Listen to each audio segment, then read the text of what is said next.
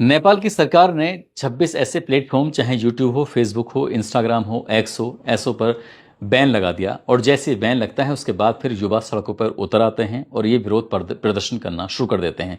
विरोध प्रदर्शन कुछ इस कदर था कि 1997 से लेकर साल 2012 के बीच में पैदा हुए ऐसे युवा सड़कों पर उतर आते हैं जिनकी संख्या लाखों के हिसाब से होती है। वो संसद भवन की तरफ कूच कर रहे थे और इसी बीच में उन्होंने रोकने की कोशिश की। एक डीएसपी ने आदेश किया और लगातार गोलियां चलना शुरू हो जाता है। 19 की मौके पर ही हत्या कर दी जाती है। उसके बाद इतना गुस्सा बढ़ जाता है कि पूरे नेपाल भर में प्रदर्शन होना शुरू हो जाता है। अब चाहे वो नेताओं मंत्रियों के घर हों, आवास हों, उन्हें ढूंढा जाता है, उनके घरों को ढूंढा जाता है, उनके जो बिजनेस व्यापार थे उनको भी ढूंढा जाता है, क्योंकि पिछले 6-7 दिन से लगातार उनके बिजनेस व्यापार के बारे में एक तरह से रिसर्च ही कर लिया गया था और छोटी छोटी जानकारी की किसका बिजनेस, किसका व्यापार, किसका स्कूल, किसका है होटल, किसका सब सामान कहां पर है, निशाना बनाया जाता है, उनको ही खत्म कर दिया जाता है। और खत्म करने की पीछे वजह यह थी कि 20% आबादी इस देश की, उनके पास तो सब कुछ है, उनके बच्चे दुनिया में घूम रहे हैं, विदेशों में घूम रहे हैं, उनके पास महंगी गाड़ियां हैं, लेकिन 80% आबादी के पास कुछ भी नहीं है और उनके साथ बिल्कुल छल किया जा रहा है, उनको लगातार धोखा दिया जा रहा है।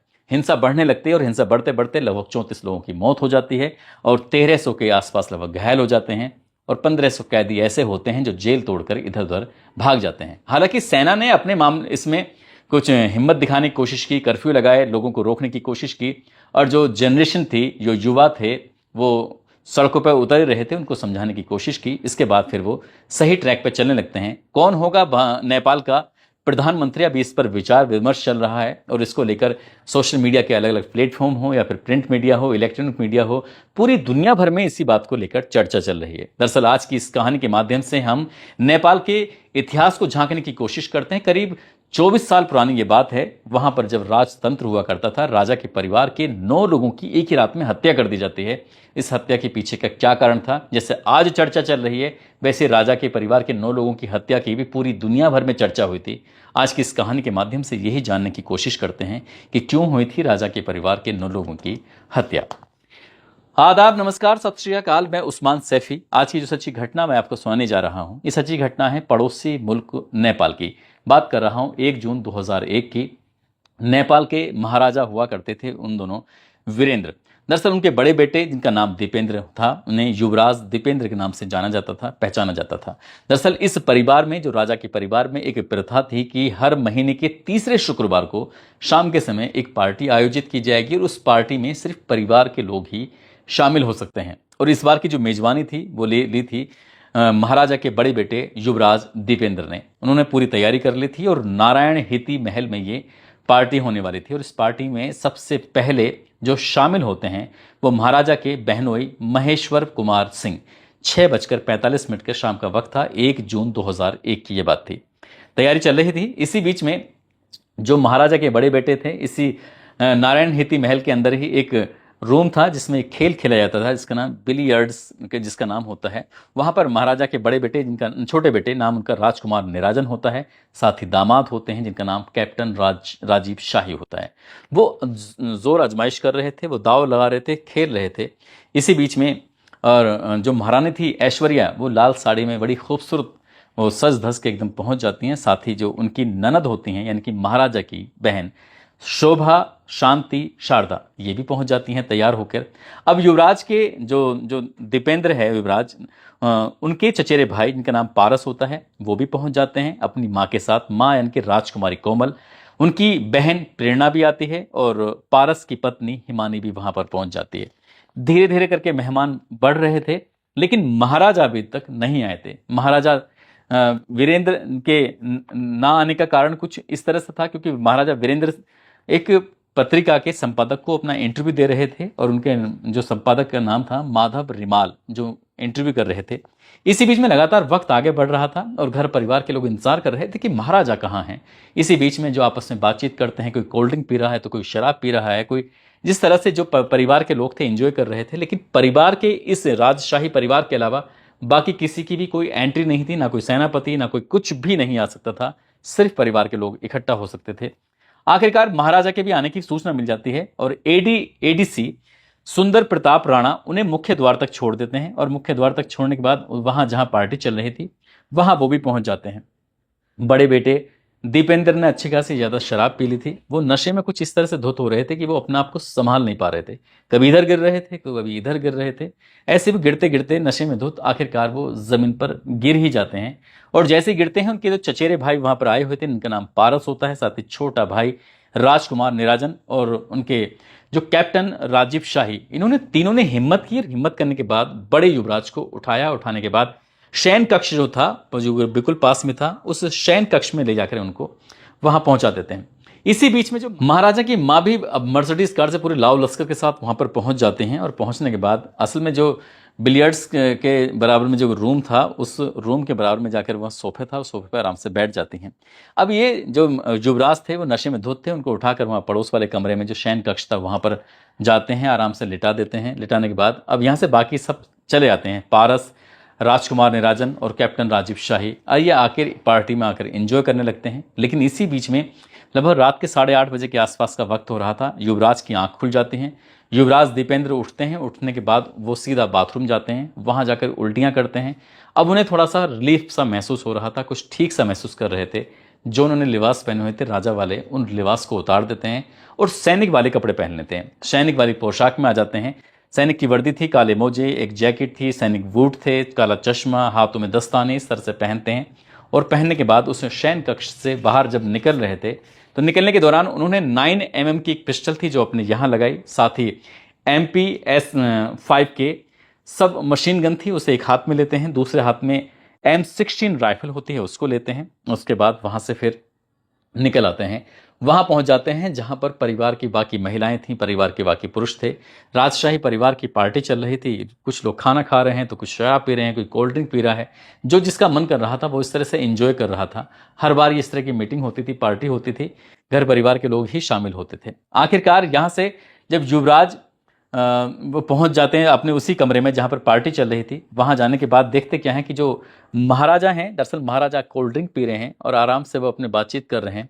इसी बीच में युवराज दीपेंद्र ने MP-5 के मशीन गन निकालते हैं और मशीन गन निकालने के बाद उसको ऊपर करते हैं और एकदम टिगर दबा देते हैं। जैसी गोलियां चलने लगती हैं, तो जैसे स्टैंड गन से गोली लगती हैं, दुक दुक दुक दुक किस तरह से अब बड़ी संख्या में गोलियां चलने लगती हैं और वो सीधा ऊपर जाके जो छत थी, छत में जाकर लग जाती हैं। जैसे छत में गोली लगती हैं तो वहां से जो सीमेंट था वो भी टूट टूट के नीचे गिरने लगता है। अभी तक ऐसा लग रहा था शायद किसी गलती की वजह से ये बटन दब गया था, यानी टिगर दब गया था और इस वजह से शायद कुछ ऐसा हुआ है। लेकिन ऐसा कुछ नहीं था। महिलाएं भी हंसने लगती हैं। उन्होंने अपनी जो बंदूक थी, अपनी जो मशीन गन थी, उसको फिर वो लेकर इधर से उधर घूमने लगते हैं। अब ये बिल्कुल राजा के पास जाकर खड़े होते हैं, थोड़ा सा फासले से, और राजा की तरफ निशाना साधते हैं, अपने ही पिता की तरफ। युवराज ने जैसे निशाना साधा तो बाईं तरफ गोली लगती है और जैसे गोली लगती है तो गिर जाते हैं। अब उन्होंने पूछा नेपाली भाषा में कि ये तुम क्या कर रहे हो, इतना भी पूछा। लेकिन इसी बीच में जो इनके दामाद होते हैं कैप्टन शाही, उन्होंने तत्काल प्रभाव से अपना कोट उतारते हैं और उन कोट उतारने के बाद जिस जगह से ब्लड निकल रहा था, खून बह रहा था, उस खून को रोकने की कोशिश कर रहे थे। इसी बीच में उनके चाचा आ जाते हैं, जहाँ धीरेन्द्र शाह होता है। धीरेन्द्र शाह अपने भतीजे दीपेंद्र युवराज से कहते हैं कि बेटा ऐसा क्या कर रहे हो, क्या लाओ ये हथियार मुझे दे दो, मैं संभालता हूँ। लेकिन उन्हें इस तरह का दोबारा कुछ कहने का मौका ही नहीं मिलता और युवराज ने अपने चाचा की तरफ बंदूक उठाते हैं और एक के बाद एक कई गोली मार देते हैं। जैसी गोली लगती है तो चाचा के भी मौके पर ही मौत हो जाती है। इसके बाद जो होता है वो किसी ने कल्पना नहीं की थी। अब इसके बाद उन्होंने दोनों हाथों से लगातार गोलियां चलाना शुरू कर देते हैं। जो भी मेहमान इस घर में मौजूद थे, अब उन मेहमानों ने, महिलाओं ने, वो इधर उधर छुपकर अपनी जान बचाने की लगातार कोशिश कर रहे थे। लेकिन लगातार गोलियां चल रही थी, 1.5 से 2 मिनट तक लगातार गोली चलती रहती है। अब इस बीच में जो इनकी माँ होती है, महारानी ऐश्वर्या, वो इस कमरे से, इस रूम से बाहर निकलती हैं, सीढ़ी की तरफ भाग रही थी। पीछे से गोली चलती है, उनको भी गोली मारकर उनकी हत्या कर दी जाती है। जो भाई होता है निराजन, जो राजकुमार था, उसको भी गोली मार दी जाती है। बहन होती है श्रुति, उसको भी गोली मार दी जाती है। अब तक इस पूरे घटनाक्रम में राजा के परिवार के 8 लोगों की हत्या हो चुकी थी, मर चुके थे। अब इसी बीच में वो दीपेंद्र वापिस आता है। पिता जो गंभीर रूप से घायल हो चुके हैं, उनकी गर्दन पर गोली लग चुकी थी और उसके ब्लड को रोकने की कोशिश की जा रही थी। बिल्कुल पास में जाते हैं और अपने पिता को एक के बाद एक कई गोलियां मार देते हैं। महाराज अभी तक जिंदा थे लेकिन वो अब मर चुके थे, ऐसा बिल्कुल साफ साफ प्रतीत हो रहा था। लेकिन युवराज को लग रहा था कि ये देखना चाहिए कि वो जिंदा हैं या मर चुके हैं। एक के बाद एक अपने पिता को कोई लात मारी जाती हैं, उधर से इधर हिलाने डुलाने की कोशिश की जा रही थी। अब इस बीच में जो भी वहां आसपास में थे वो सबके सब अपनी जान बचाकर भागने की कोशिश करते हैं। कुल मिलाकर रात के लगभग 9:30 के आसपास का वक्त हो चुका था। दीपेंद्र यहां से जा चुके थे, बाकी लोग यहां पर आ चुके थे। इसके बाद जितने भी लोगों को गोलियां लगी हुई थी उन सबको यहां से लेके जाते हैं सीधा हॉस्पिटल में।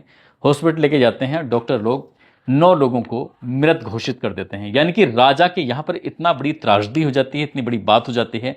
और अगला दिन आता है 2 जून 2001, और इस बात का किसी को कानो कान खबर ही नहीं थी। ना किसी अखबार में खबर थी, ना किसी टेलीविजन में खबर थी। लेकिन धीरे धीरे खबर ये पूरे देश भर में वायरल हो जाती है, पूरे दुनिया में पता चल जाती है कि नेपाल के राजा की हत्या कर दी है, उनकी पत्नी की हत्या कर दी, उनकी बेटी की हत्या कर दी, उनके बेटे की हत्या कर दी है। और जो बड़ा वाला बेटा है अब उसने अपने आप को स्वयंभू राजा घोषित कर दिया था। 2 जून 2001 की बात है जब उन्होंने अपने आप को राजा घोषित कर दिया।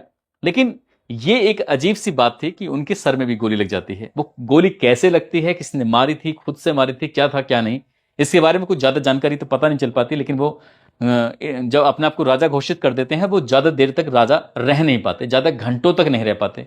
लगभग 54 घंटे के आसपास वो राजा ही रहे थे। 4 जून 2001 को 3:40 के आसपास उन्होंने भी दम तोड़ दिया, वो मर जाते हैं। अब इसके बाद जो उनके चाचा थे, इस घटनाक्रम के दौरान उनके चाचा ज्ञानेंद्र वीर विक्रम शाह उस वक्त मौके पर नहीं थे। अगर वो भी होते तो शायद वो भी मार दी जाते। आखिरकार जब पूरे परिवार के जो मरे हुए लोग थे उनका अंतिम संस्कार किया जाता है तो काठमांडू पूरा सड़कों पे उतर आता है, ठीक वैसे ही जैसे कि 24 साल के बाद इनके साल 2025 में युवा सड़कों पर उतर आते हैं। जब अंतिम संस्कार हो रहा था तो अब राजा को सांत्वना देने के लिए, उनके आदर सत्कार के लिए हजारों की संख्या में जो युवा थे, लोग थे, उन्होंने अपने सर का मुंडन करा लिया था। इस बात की बड़ी चर्चा होती है। अब यहां से इनको राजा बना दिया जाता है और साल 2008 तक ये राजा रहते हैं। लेकिन इस बात पर ही जांच पड़ताल हो जाती है। ये विषय था, हर कोई ये जानना चाहता था कि आखिरकार राजा की हत्या क्यों हुई, राजा के बड़े बेटे की हत्या क्यों हुई, राजा के छोटे बेटे की हत्या क्यों हुई, इसके पीछे का कारण क्या है, राजा के परिवार के 9 लोगों की हत्या का मुख्य कारण क्या है। जब इस पर जांच पड़ताल होती है, इसके बारे में पता करने की कोशिश की जाती है तो पता चलता है कि राजा के जो बड़े बेटे थे युवराज दीपेंद्र, दरअसल उन्हें एक लड़की से प्यार हो जाता है जिसका नाम देवयानी राणा होता है।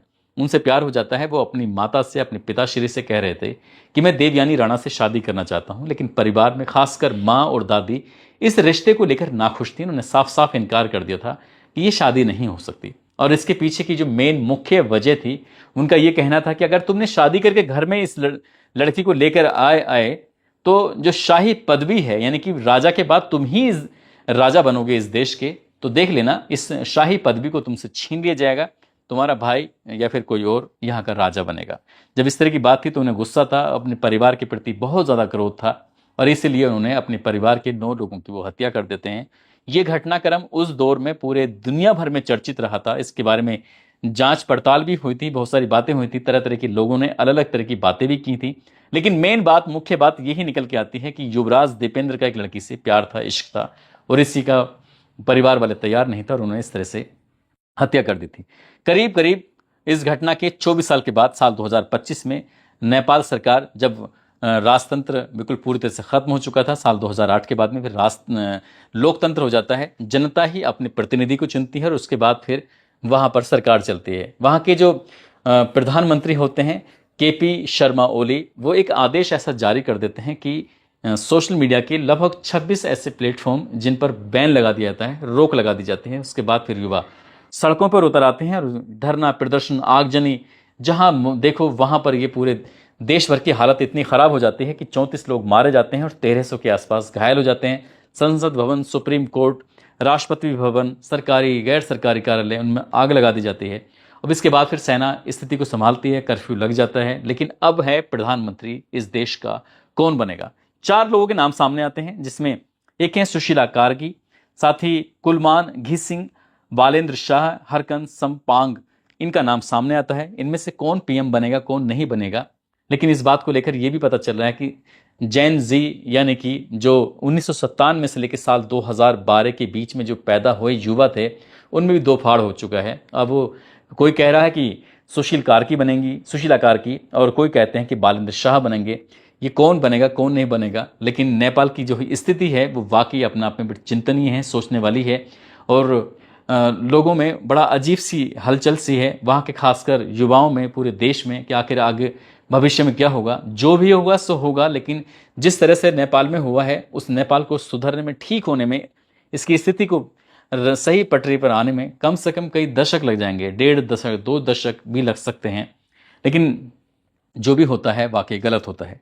दोस्तों, इस पूरे घटनाक्रम को सुनने का उद्देश्य किसी को परेशान करना नहीं है, किसी का दिल दुखाना नहीं है, बल्कि आपको जागरूक करना है, आपको सचेत करना है। और आपको ये भी बताना है कि वहाँ के बारे में एक बात और चल रही थी कि जिस तरह से हमने एक कहानी आपको सुनाई थी, वहाँ पर नेपाल की राजधानी काठमांडू के दल्लू इलाके में पूर्व प्रधानमंत्री झालानाथ खनल के घर में आग लगा दी गई थी। उनकी पत्नी राज्य लक्ष्मी चित्रकार को जिंदा जलाने कर मौत के घाट उतारने की जो बात थी, इस पर कुछ लोगों ने कमेंट किए। उन्होंने कहा कि वो मरी नहीं है, बल्कि उनकी स्थिति स्थिर बनी हुई है और वो कुछ रिकवरी भी कर रही हैं। अब ये वहाँ की मीडिया से ये भी इसमें जानने की कोशिश की, तो ये मिली जुली खबर थी। कोई कह रहा है कि मर गई हैं, कोई कह रहा है कि वो जिंदा हैं।